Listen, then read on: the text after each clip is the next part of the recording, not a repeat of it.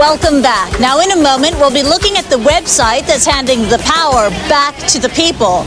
But first, no visit to Seoul would be complete without a look at the coolest new gadgets in this cutting-edge city.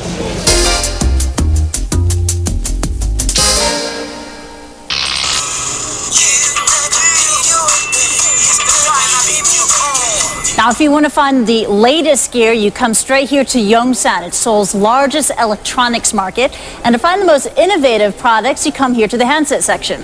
For example, this is an MP3 phone, which is all the rage here in South Korea. This model is from LG. You can store up to 200 songs on it. All you have to do is press play and rock out, all in stereo because there are 2 speakers on this thing. Now, up next, we have your camera phones. Camera phones, been there, done that, but have you ever seen a 5-megapixel camera phone? This is a phone that effectively replaces your digital camera, but this will set you back around $1,000 US. This model from Samsung. In addition to Samsung, another digital camera phone.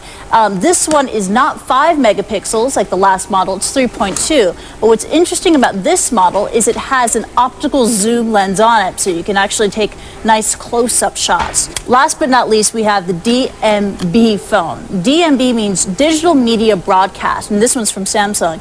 This phone actually lets you watch TV on the go. Now, these are not downloads. This is, in fact, you're watching real-time TV on your cell phone. Now, right now, you can only watch about 3 stations here in South Korea, but it's early days yet, as this service just launched earlier this year.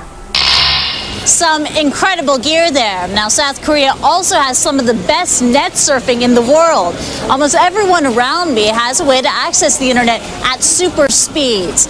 Broadband has touched almost every aspect of life here in South Korea, from education to business to the media. Now, one website has paved the way for a new kind of journalism, where every reader can be a reporter, and the establishment is being forced to take notice.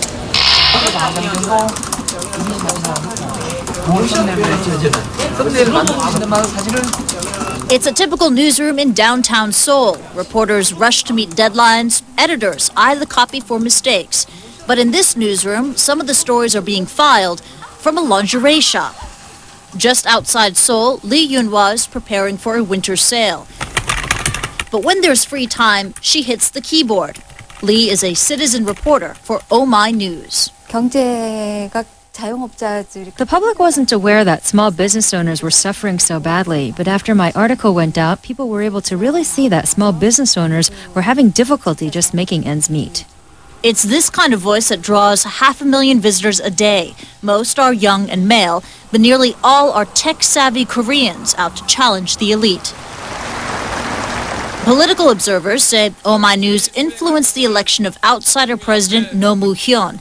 And it was no coincidence that No granted his first post-election interview to the site. Oh Yun-ho is the founder. He manages a team of 50 reporters and editors and heads a legion of citizen reporters, 36,000 of them. Our slogan is every citizen is a reporter. So we created a new kind of journalism. We call it 21st century journalism, two-way journalism. Roughly 150 stories are published each day. If a contribution is deemed extra newsworthy, the editors give it higher billing and a token $20 fee. So what do these citizen reporters write about? Well, musings on daily life, political essays, and media criticism. Attacks on major dailies like the Chosun Ilbo, one example of the mainstream press here that is overwhelmingly conservative.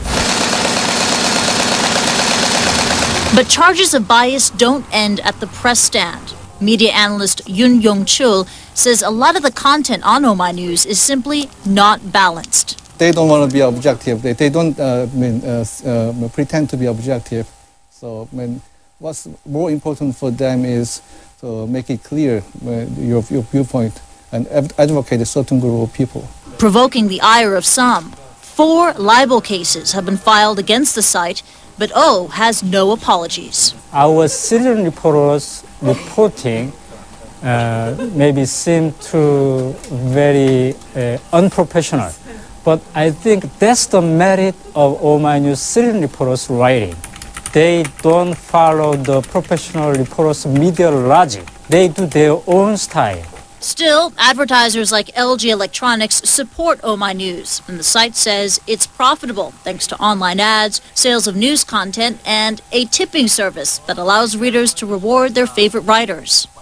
Lee's articles have earned her $5,000 in tips, but this citizen reporter says she's not in it for the money. 글쎄 어떤 걸 배웠다 하면은 By writing, I've been able to look more closely at my own surroundings and take a more proactive view of things. And earn the confidence with each keystroke that her voice matters. Another online revolutionary is former MTV host Adam Curry. A self-confessed technology obsessive, Curry has now shifted his attention to something that could change conventional radio forever. Sparks' Jim Bolden caught up with him to try to unravel the craze that is podcasting. Hey everybody, welcome to the Daily Source Code. Today is Wednesday, the 1st of February. This comes from Greg in Boston. It says, love Rasputina. Maybe you'd like to regale your audience with yet another cover. For your consideration attached, You Don't Owe Me by Klaus Nomi. We're talking about a phenomenon that's, less than a year old. Can you explain the history, the origins of podcasting? The first thing that's really different with podcasting is we have this extra device that kind of appeared on the radar screen called the MP3 player, or as we popularly know it today, the iPod. There's 10 million iPods. Those are Apple's own numbers. I'm just going to guess that maybe there's 30 million other MP3 devices that pretty much do the same thing. People were already using these. They were using them in their commute, during shopping, walking the dog. Here's a great jukebox. It's the Walkman of the 21st century. Take it with you. Everything is built around music. We've taken this technology and found something completely different to do with it, which no one thought of. So the next 40 minutes, I'll bring you a couple of promos, got some pod-safe music. We got some techno bits to talk about as well. As usual, a show about nothing. How do you make money from podcasting? Creating a podcast is, although if you're a little bit versed in the computer, is not that hard to do. But is it simple? No way. You know, it is not drag and drop and you're done yet. It should be that easy, where you just click a button, you talk, and it's gone. Very much like weblogs work today. It took about 7 years for weblogs to get to push-button publishing. So if you could actually have someone in their car on their commute listening to a program for half an hour, wow, you're competing with drive time radio. That means that you can underwrite it, sponsor it, advertise. Yeah, I think there'll be many ways to make money. You've said that podcasting will become much easier in a couple of months. How so? Every computer these days comes with a microphone, but no software to record anything. There's plenty of software that will come with your computer to create music. I think that's pretty cool. But we're kind of forced now into using that software to create a different type of audio programming, and it's not really applicable. So that just has to get easier. And it'll happen, but it won't take years. I think it'll take months before we have some good stuff. This is, for me, is like the web going from silent movies to talkies. You know, this is big. This is, all of a sudden, there's a whole new playing field of stuff to do. We've kind of been programmed to audio. Well, that's basically, it's radio, and radio sounds like this, everybody. Hey, how you doing? Or it sounds like this on WLTW, Light FM. You know, it doesn't sound like normal people. And we'll be back with more promos, pod-safe tunes, and some techno bits. That's it for me. Take care, everybody. See you tomorrow. Bye-bye.